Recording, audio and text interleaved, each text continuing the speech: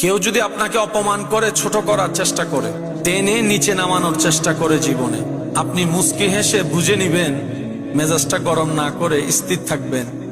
কারণ যে আপনাকে টেনে নিচে নামাতে চাচ্ছে, তার মানে আপনি কি নিচে না তার থেকে উপরে?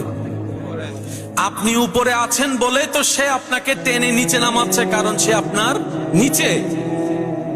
যে আগে থেকেই নিচে, আল্লাহ আপনাকে আগে থেকে উপরে রেখেছেন।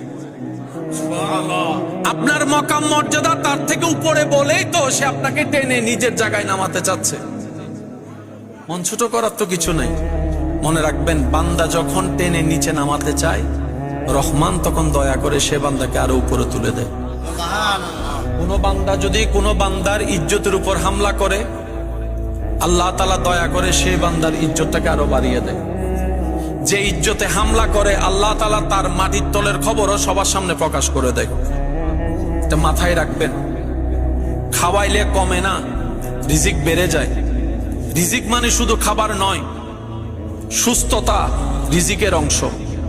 নেককার স্ত্রী রিজিকের অংশ, নেককার সন্তান রিজিকের অংশ, সম্পদ রিজিকের অংশ, ঈমান রিজিকের অংশ, নেক আমল রিজিকের অংশ, খাবার দাবার রিজিকের অংশ, ব্যবসা রিজিকের অংশ, চাকরি রিজিকের অংশ, সুস্থতা রিজিকের অংশ, শক্তি রিজিকের অংশ।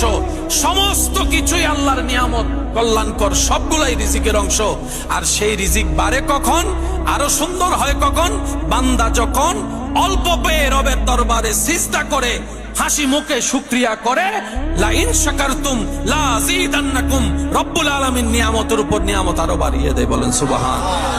যত হা হুতাশ করে, নিয়ামত কমে। যত আফসোস করে, নিয়ামত তত কমে। আমরা না পাওয়ার লিস্টি করি, কিন্তু আল্লাহ তাআলা যে আপনাকে আমাকে না চাইতে কত কিছু দিয়েছেন, সেদিকে কিন্তু তাকানোর সময় সুযোগ আপনার আমার হয় না। সেজন্য আমাদের আফসোসটা বেড়ে যায়। সত্যি করে একটা কথা বলেন, এই পর্যন্ত আল্লাহ তাআলা আমাদেরকে যা কিছু দিয়েছেন, এগুলা কি আমরা যোগ্যতা গুণে পেয়েছি, নাকি আল্লাহ তাআলা দয়া করে দিয়েছেন? আর একটু আওয়াজ দিয়ে বলেন, আমরা কি যোগ্যতা গুণে পেয়েছি নাকি আল্লাহর দয়া? আল্লাহ দয়া করে দিয়েছেন, আমরা কি অর্জন করে নিইনি? যাই আছে সব রবের দেওয়া। আপনার আমার পক্ষে চোখের জ্যোতি আলো আনা সম্ভবপর নয় 1000 কোটি টাকা দিয়ে, কিন্তু রব্বুল আলামিন ফিরি ফিরি সেটা দান করে দিয়েছেন। সুবহানাল্লাহ।